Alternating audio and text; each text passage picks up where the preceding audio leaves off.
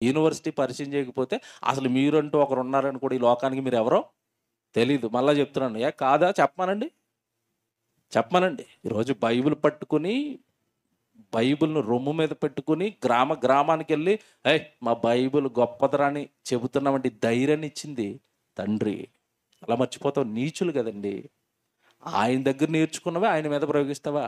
సిగ్గులేదు? 2 నిమిషాల్లో ఓడిస్తాను. ఇది ఎవరి డైలాగులు చెప్పాలి మీరు. ఎవరిది? ఇంకోటి చెప్తానండి. జైశాలి గారు సవాల్ చేసింది ఇంటోళ్ళ మీద కాదండి. ఎవరి మీద చెప్పండి?